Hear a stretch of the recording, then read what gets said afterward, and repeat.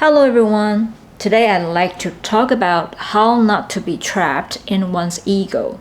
Normally in this channel I talk about my love for handbags and also some reflections about buying and selling my bags. And sometimes I do talk about my reflections about life. I have talked about law of attraction and I have talked about how to fix the bug that stops you from manifesting what you want. And today I'd like to talk about ego. I believe many of you have heard about a saying that we cannot change what has happened, but what we can change is how we respond to it. So in other words, your attitude is very important to determine how you look at a thing, and it is up to you. And another saying that I come across and I think is very important in thinking about the issue about ego is once I drew an oracle card, and the card says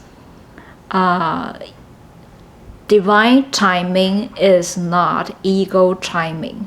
So that pack of oracle card is called card of surrender, and I really love that card. It really gives me a lot of reflections each time I draw some cards from it. And at the time I drew the card, and it said surrender to the fact that ego timing is different from divine timing. Okay, so it all leads me to think, what's the difference between the divine timing and the ego timing? And during this 7 months, I have read a lot of books and I have attended a lot of workshops. The kind of workshops I attended, one is called the Hakomi workshop. Hakomi, I think it originates from the U.S. and it is founded by a person called Ron Kurtz. And the full name of Hakomi, I think it's a mindful somatic psychotherapy. And the word Hakomi comes from the American Indian language, which means where are you from? So I think this is like a mindful approach to the self. And another workshop I have attended is also like a psychological workshop, and that one is more based on the system of the satir like family psychotherapy system. And from these two workshops I learned a lot of things. From the Hakomi workshop, I was in a 6-day workshop. One is about doing the meditation, and the other is about the meditation and being mindful about myself. And the other workshop is called Loving Presence. And in that workshop, we did a lot of exercises. And I have to say, I think that a lot of exercise involves that we're being aware. We are awakened to the fact that we are sometimes blinded or misled by our ego. So that's one of my reflections after attending that workshop. And from the satir workshop, we also did a lot of group exercises. And my biggest takeaway is to differentiate when events happen. I need to differentiate what is my emotions, First of all, my emotions, how am I feeling toward that event, and also my beliefs or my perspective is what kind of belief system that has led me to feel, for example, feel wounded or feel neglected. And the third thing is to identify my expectation of how things should be. And the fourth thing is to identify the desire, like my underlying desire. And basically, the universal desire about a person is usually one needs to be loved, one needs to feel loved or respected, or not to be neglected or something like that. So I learned a lot about how to analyze myself, analyze the situation, and why I feel this or that. So I think these two workshops has given me a lot of thoughts into ego and how I normally respond to things in my life.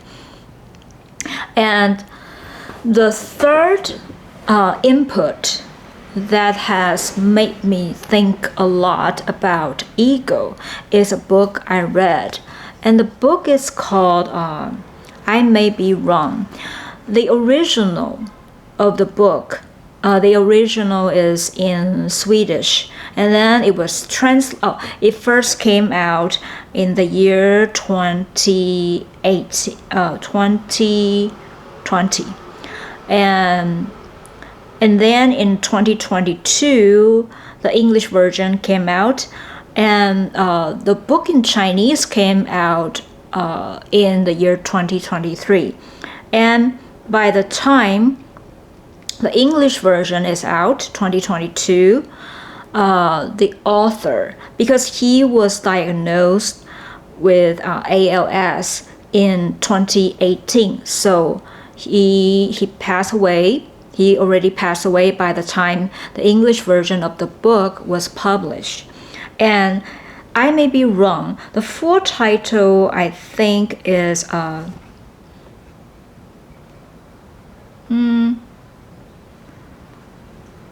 full title. Oh, I think I didn't have that.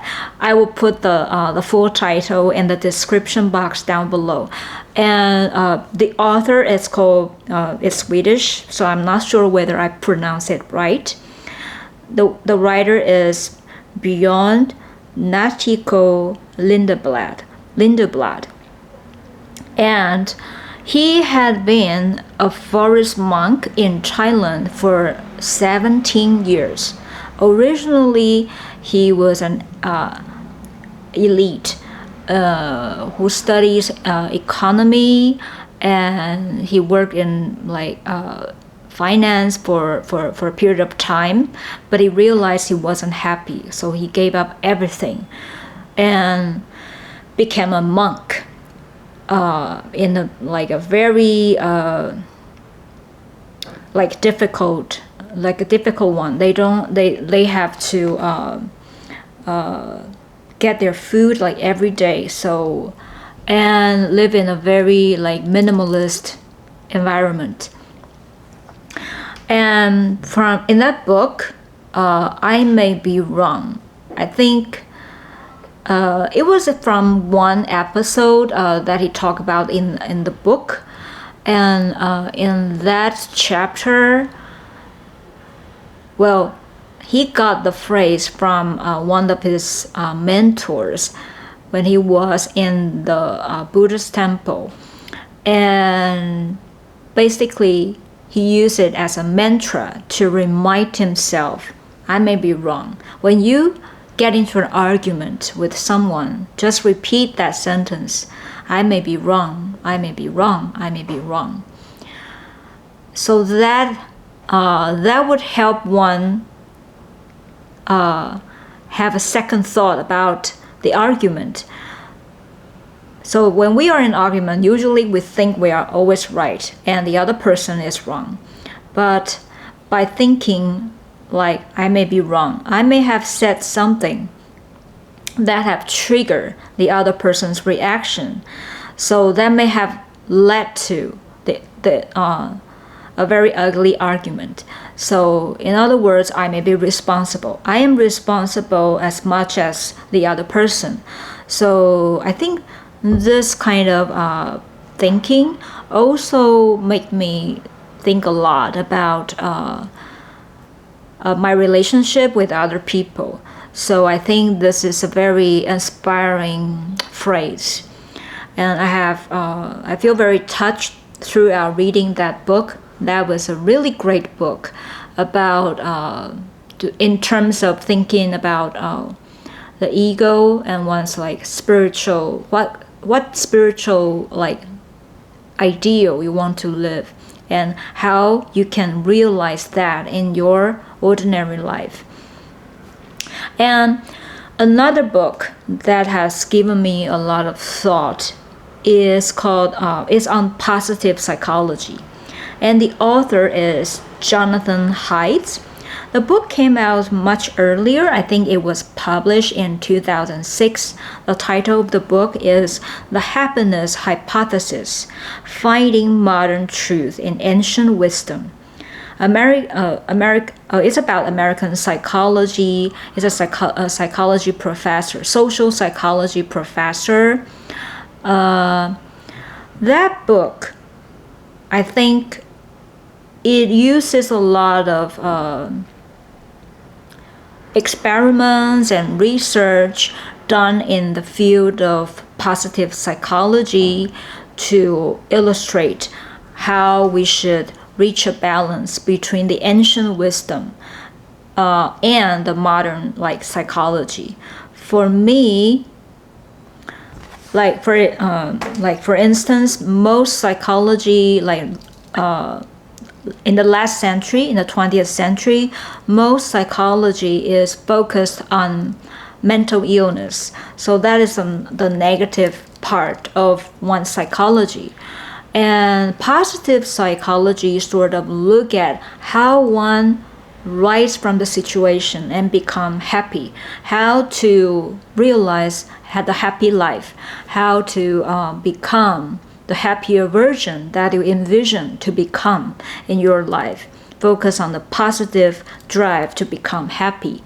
And it draw like philosophy and also like some ancient wisdom from various religions. And for me, that book really combines the spiritual part of the so-called higher self and the more like the more wise self, the sublime, and how we can use that wisdom to alter the ego, the modern self, the everyday self that lived through this life. So from these four major sources, the two workshops have been the Hakomi workshop and the Satya workshop, and also the two books, I May Be Wrong and the Happiness Hypothesis. It really helped me think about the issue about ego. And during this like 7 months, I have developed the habit of meditation. And even though the way I meditate is still an amateur, but in my meditation, I also have realized something. And for me, this video may be like a rambling, but I did it out of very like sincerity from my part.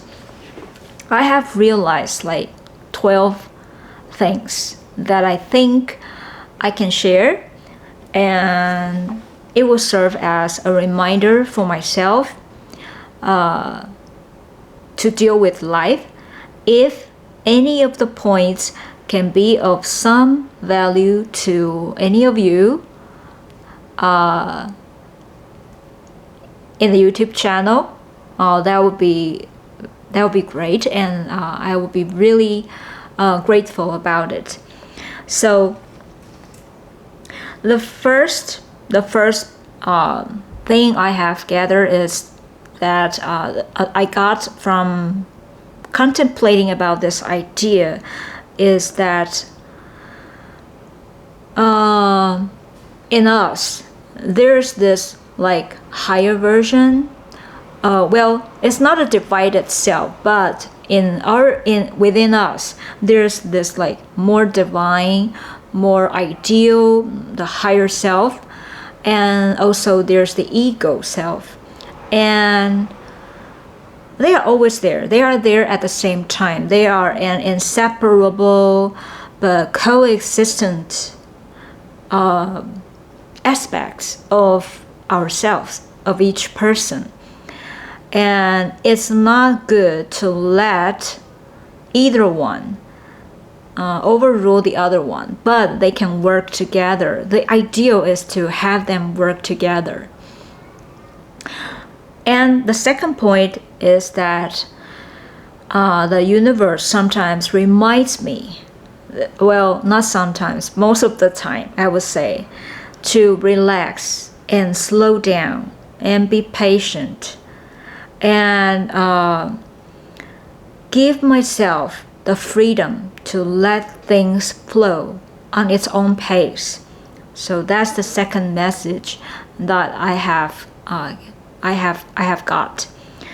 And the third message I have got is to feel each moment, to feel the vibe of each moment, not to rush, not remind myself not to be blinded by my ego. If I feel hurt, okay, experience that hurt and feel what has caused that feeling of being hurt, and to feel each vibe of each moment, of each interaction with other people.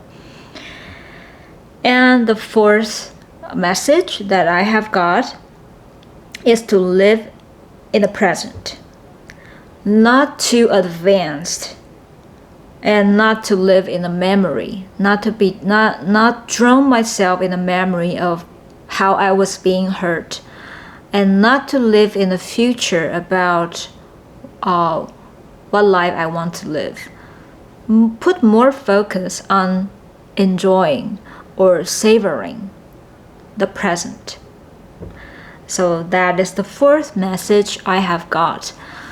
And the fifth message I got is that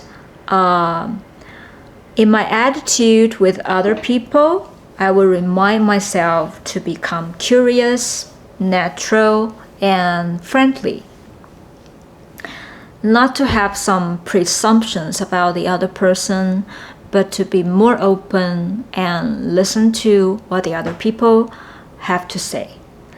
And the sixth message that I have got that helped me think about the issue about ego is to value more of the process than the result. I think I have always thought that I value the process more, but I think I was taught to value the process than the result. However, sometimes I feel that because I care about what other people think, so to me, the value, the result is very important than the process. But I think the message I got is that I value too much about the result rather than the process. So I think the universe wants me to savor the process more than the result. I think it all linked back to like savoring the present moment. And the seventh message I got is that since the love language is different from person to person, how one values, for example, the physical closeness or the act of kindness, more than the other things. So each person is different. So even for our parents, the love language is totally different. So if I feel that, for example, if I feel that my parents do not love me the way I want, try to be open about it. And maybe the way they are treating us, it is bad, but maybe they think of it as a good way from their point of view. So maybe he or she wasn't treated the way that you consider right for you. Maybe they are doing their best in their own way. So bear in mind that the love language is different from person to person.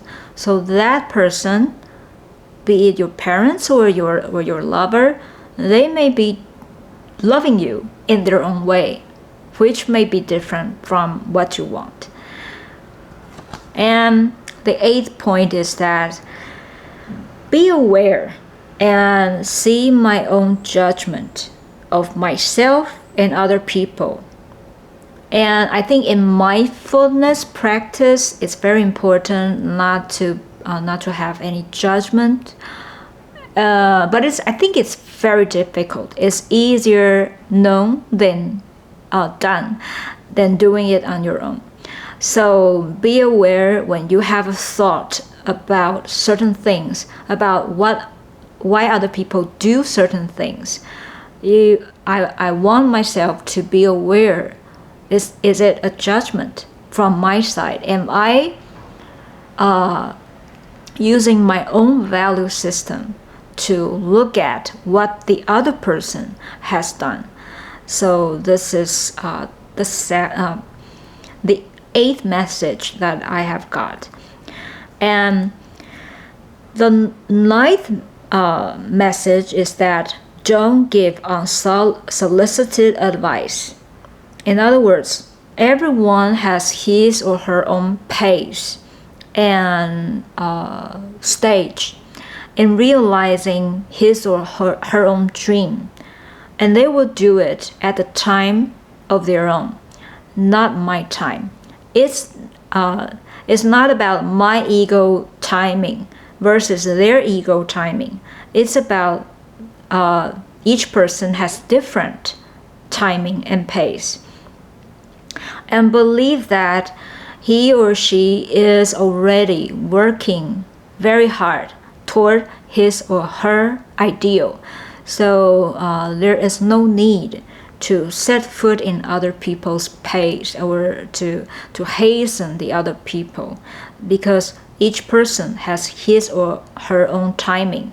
And so don't give advice that they haven't asked for. Even if they ask, you just express out of your own situation. You specify that this is from your own point of view, not that their situation is exactly the same as yours or as mine. And the 8th point is that knowing that my ego is not me. In other words, it's just one part. It is just one part that is in need of being integrated to the whole self of me. It is not the full me. Okay, so part of the effort that everyone needs to make is to align the self. Align each part, the ego self, the divine self, the higher self, all of it within one person. So we need to honor our own value. We are not just like one part. So we need to be embracing all the parts that we have. So honoring my own value, honoring myself is a key part in looking at the word ego. It's not the full view, but it's not also something bad that needs to be getting rid of. No, it's just part of the self. And the 11th message that I have got is that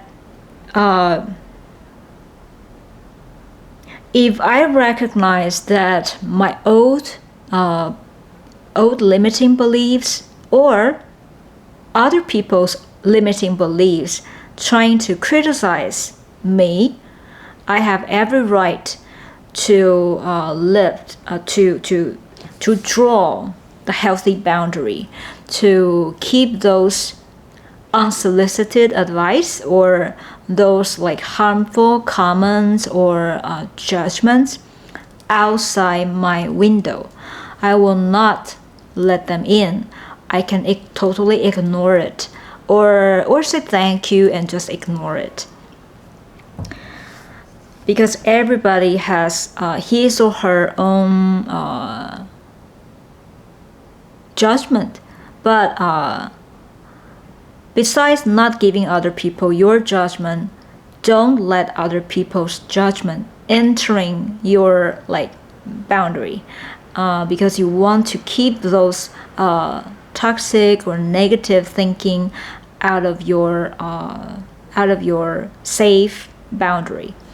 So that's also very important.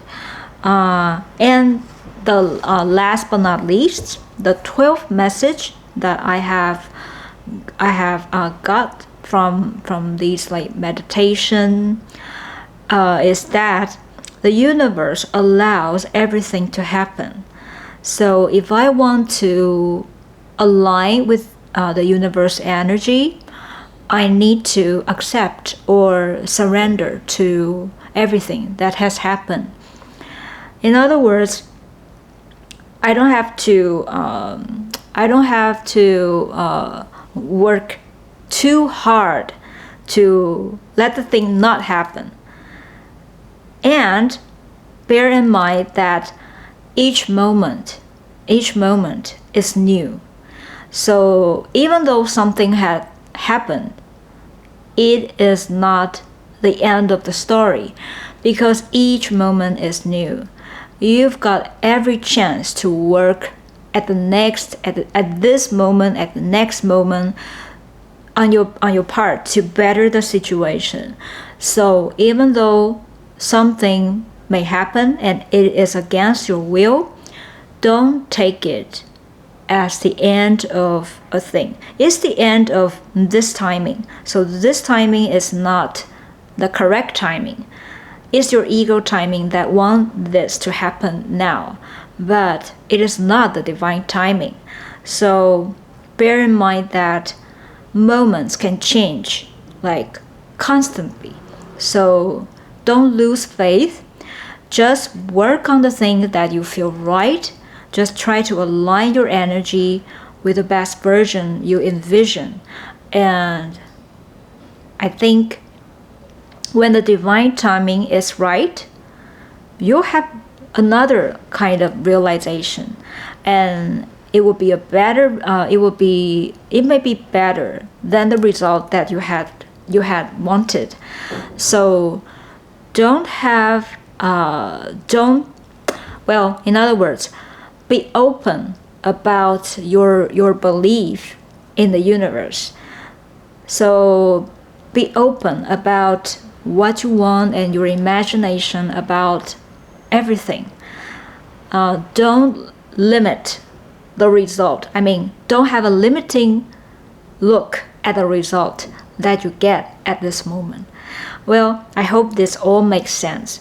So these are the 12 things I realized about ego and the divine timing.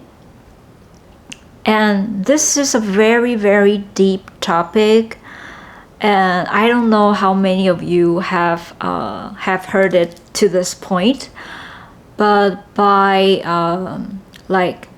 thinking these points through and writing it down and speaking it to you, I feel that I have I have told myself and remind myself these findings again, and I'm glad I have done it, and I hope that either one of these points may be of some use for you. So this is a long video, but I'll see you next time. Bye.